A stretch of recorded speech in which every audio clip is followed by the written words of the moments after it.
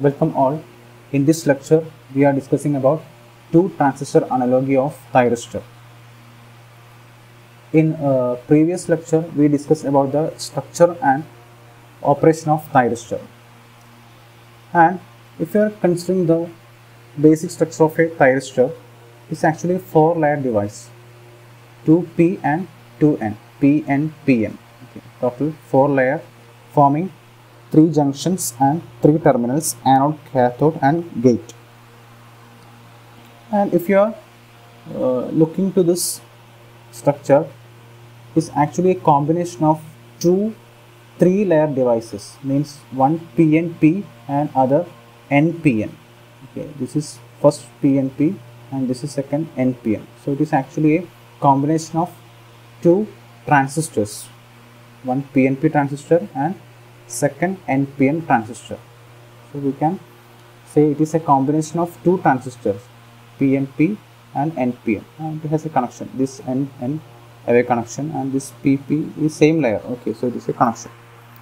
So we can consider it as a combination of 2 transistors, one PNP and other NPN. This is PNP, arrow mark is to this towards this, and here it is NPN, arrow mark towards outside. Okay.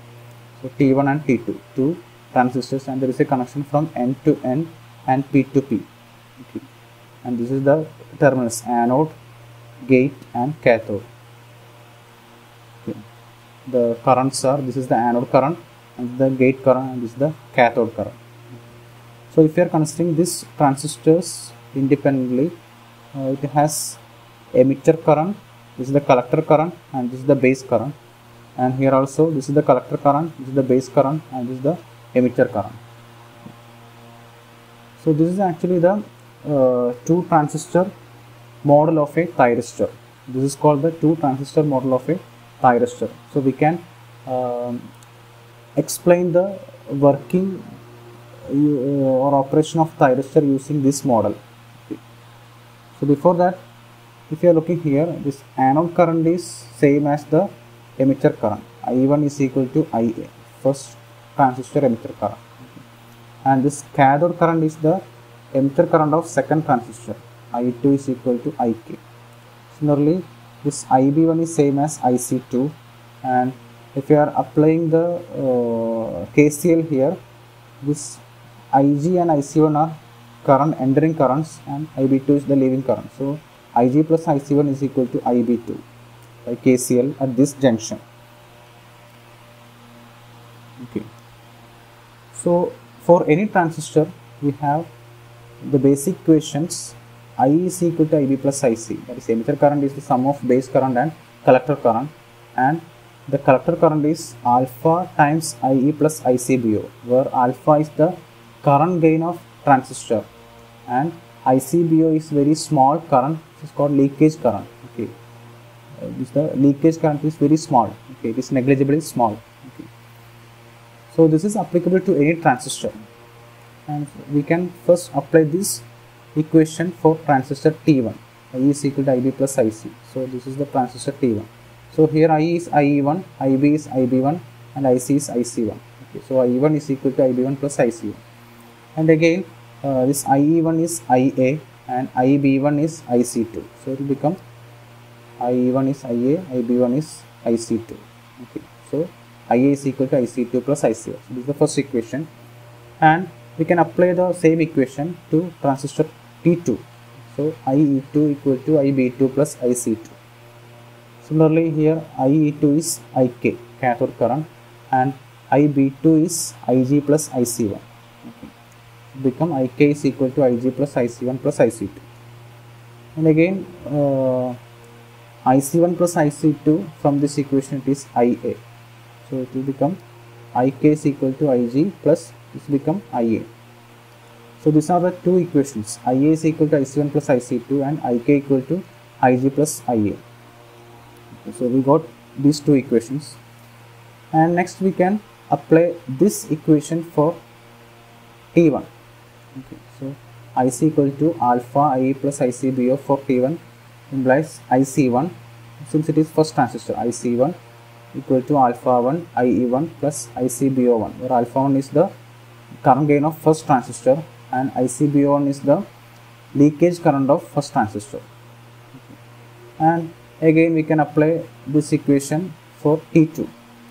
So IC2 equal to alpha 2 IE2 plus ICBO2, where alpha 2 is the current gain of second transistor and ICBO2 is the leakage current of second transistor. Next we can combine this. We can add this equation and this equation. So IC1 plus IC2, IC1 plus IC2, here alpha 1 IE1 plus ICBO1, alpha 1 IE1 plus ICBO1, here alpha 2 IE2 plus ICBO2. Okay. So we have IC1 plus IC2 as IA. So this become IA. Okay.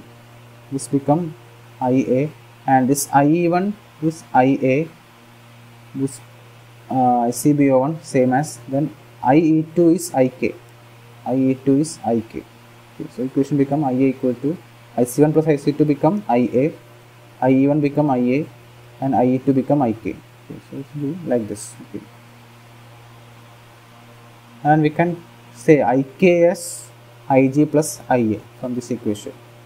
So it become, instead of IK we can write IG plus IA. And again we can take IA as common. Alpha 1 IA plus alpha 2 IJ plus IA plus ICBO1 plus ICBO2, and we can take IA as common. Here 1 alpha 1 alpha 2. So IA into 1 minus alpha 1 minus alpha 2. Okay. And now IA become alpha 2 IG here plus ICBO1 plus ICBO2 divided by 1 minus alpha 1 minus alpha 2, this term. Okay. So we got this as the two transistor model equation of a thyristor. So this is the two transistor model equation of a thyristor anode current. So next we can explain the operation of thyristor using this equation, okay, using two transistor analogy. So before that, for any transistor, the current gain alpha is depending upon the emitter current IE. Okay, current gain is depending upon the emitter current. Means if emitter current is very small, alpha is very small, and it increases when IE is increasing. Okay. Means for first transistor, that is alpha 1 is determined by IE1 or IA. Okay. And alpha 2, second transistor, current gain is depending upon IE2, but IE2 is IK or IK is IG plus IA. Okay. So alpha 1 is determined by IA and alpha 2 is determined by IE2, that is IK or IG plus IA. Okay. So now we can explain the turn off state of a thyristor using this model. Okay. So when IG is 0, we want to get there is no conduction. Okay, that is the theory of operation of thyristor. Means when we are not applying any gate, it should be in turn off state. Okay, so we can analyze that using this equation. So turn off state IG is 0.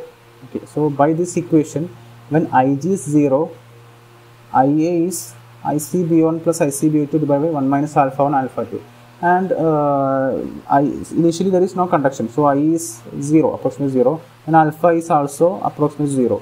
So this term become unity, means IA is only ICBO1 plus ICBO2. This is already 0, IG is 0. Okay, we are not applying any gate, and this is also approximately 0 since IE1 and IE2 are very small. There is no conduction initially. Okay, so alpha 1 alpha 2 is approximately 0, and IA is ICB1 plus ICB2 means only leakage current. Okay, so we have already seen the operation of the thyristor. It is during off state there is only a small leakage current, it is negligible. So we can say that IA is 0, and means when IG is, we are not applying any gate, there is no conduction. Okay, so the transistor analogy model explains the turn off operation or non-conducting operation. Okay. Next we can analyze the turn on state. Okay, turn on state means we are applying a gate current. Okay, we are applying a gate current. Okay, so when as gate current is increases, IA increases, means by this equation IA increases by a small amount. Okay, alpha 2 IG times. Okay, Then IA increases means IE1 increases and IE2 increases. Then alpha 1, alpha 2 increases. Okay, alpha 1, alpha 2 increases means this term decreases and this term increases. Numerator increases and denominator decreases. So again IA increases. Okay. So again IA increases means alpha 1, alpha 2 is again increasing and become approximately this term become unity 1 minus 1. Okay, so it become very large. IA become very large means thyristor conducts. Okay. So both turn off state and turn on state is explained by this model. Okay. So this is the two transistor model and the operation of thyristor using two transistor model. With this we can wind up this session. Thank you.